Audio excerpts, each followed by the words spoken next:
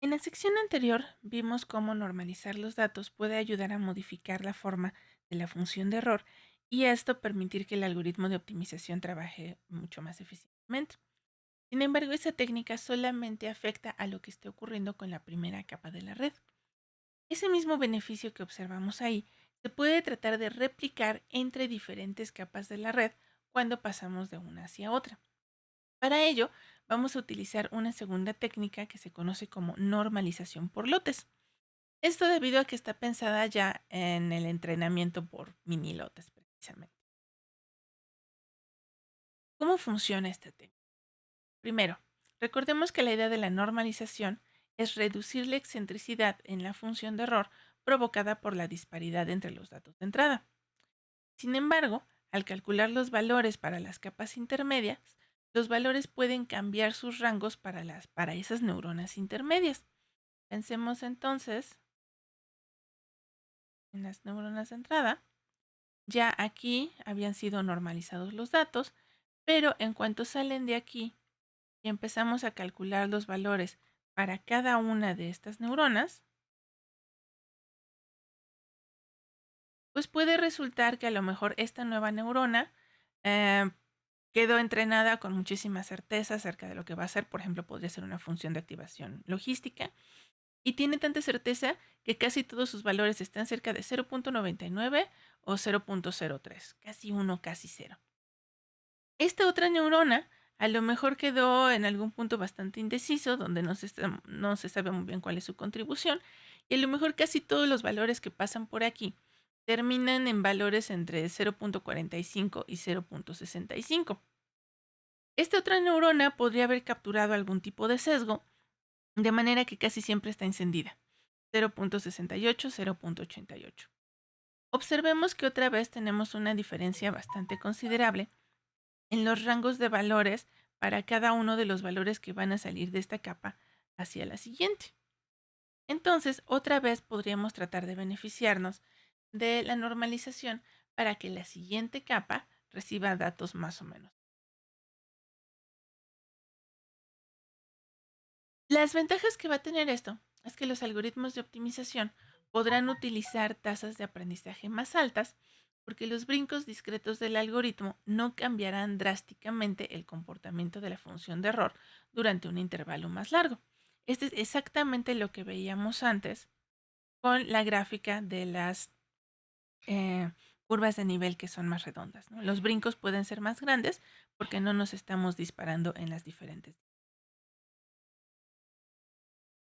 También cada capa aprenderá a calcular características un tanto independientes de altos sesgos en los datos con los cuales fue entrenada. Este es un fenómeno bastante interesante.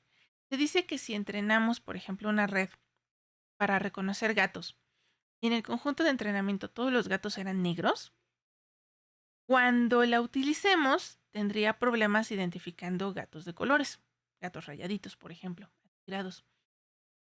Curiosamente, cuando se utilizan estas técnicas de normalización, el sesgo hacia el color negro tiende a desaparecer un poco por la normalización entre capas y entonces, aunque metamos después una foto de un gato atigrado, es probable que la capa en sí haya aprendido a reconocer gatos independientemente del sesgo en el color.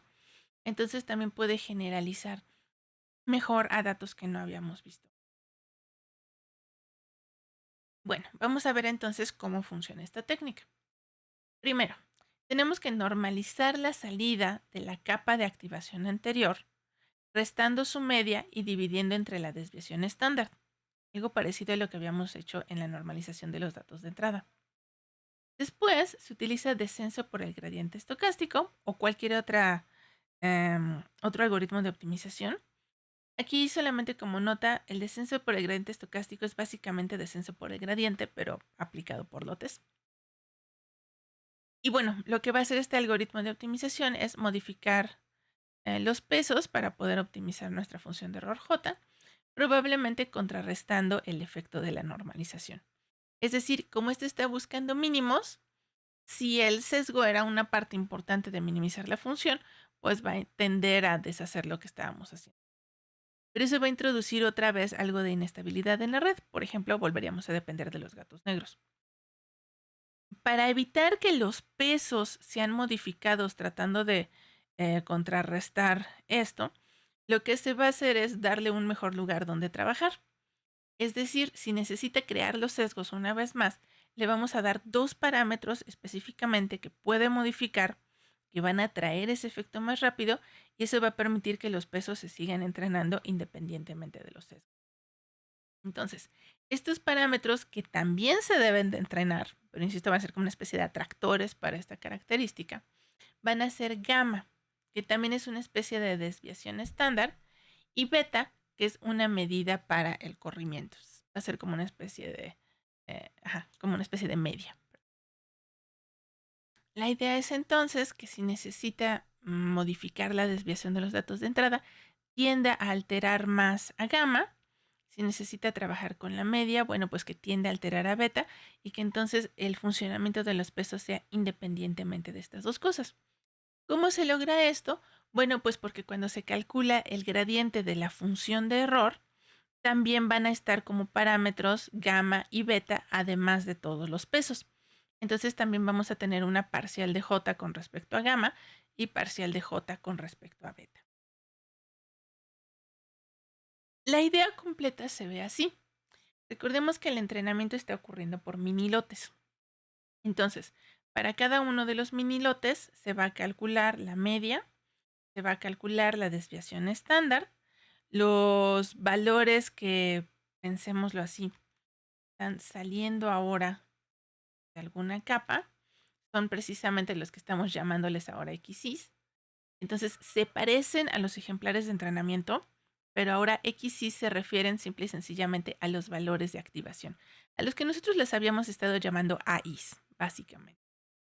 Quieren, podemos quitar por el momento la X, pensar que las XYs son estos AIs que estábamos calculando antes. Entonces vamos a tomar la media de los valores de activación, vamos a calcular la varianza de estos valores de activación y vamos a reasignar estos valores haciendo la normalización, restando la media, dividiendo entre la varianza. Aquí por cuestiones numéricas se agregó una pequeña constante epsilon. Nosotros le tenemos que asignar cuánto, podría ser por ejemplo algo de este estilo. Y se está agregando más que nada porque si llegáramos a tener la mala suerte de que esta varianza es demasiado pequeña, pues aquí tendremos problemas numéricos bastante graves, ¿no? De ahí en fuera, bueno, se trata simplemente de reasignar estos valores. Y una vez que hicimos esta normalización, viene la introducción de los parámetros nuevos que va a considerar el algoritmo, que es darle la libertad al algoritmo de decir, bueno, aparte de que tú los normalizaste, si yo los quiero sesgar un poco, cómo lo tengo que modificar, si quiero escalarlos un poco, cómo lo tengo que hacer, de tal manera que me permitas optimizar el error. Y una vez que hayamos hecho todo este procedimiento, esto nos va a dar los nuevos valores que van a entrar para participar en la combinación lineal que decide si se activan o no se activan las neuronas de la siguiente capa. Entonces, estos yes-is también podremos, en similitud con nuestra notación anterior, llamarles una especie de A y prima que ya fueron afectados por el asunto de la nota. Entonces, observen que parece un poco curioso que primero normalizamos y luego estamos dando dos parámetros que permiten desnormalizar, pero observemos que el algoritmo de optimización no tiene que elegir una gamma que sea exactamente inverso de sigma o una beta que sea lo contrario de la mu. Pueden ser distintos y eso le está agregando un poquito de expresividad a nuestro algoritmo. Bueno, entonces, si ya logramos entrenar a nuestra red con este nuevo esquema, ¿qué vamos a hacer después cuando la queramos utilizar? Básicamente para la parte de inferencia, cuando la red ya esté entrenada y sea utilizada para realizar inferencias, vamos a calcular la media y la varianza sobre los minilotes de entrenamiento. La diferencia más grande con respecto a lo que teníamos en la diapositiva anterior la vamos a ver aquí en el cálculo de la varianza, porque se utiliza lo que se le llama la variante sin sesgos, para cuando estamos hablando ya de muestras. Entonces, estos valores se van a estimar con los mini lotes del conjunto de entrenamiento y estos van a quedar ya como constantes fijas.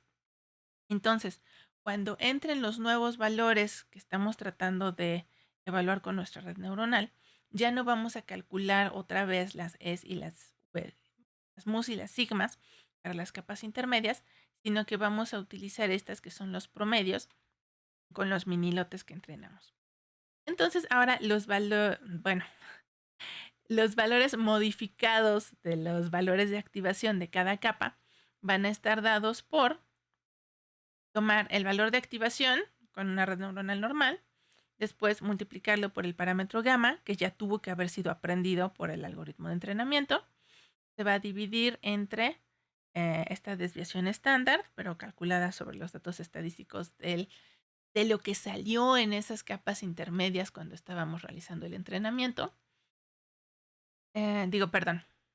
Ok, le voy a decir con más calma.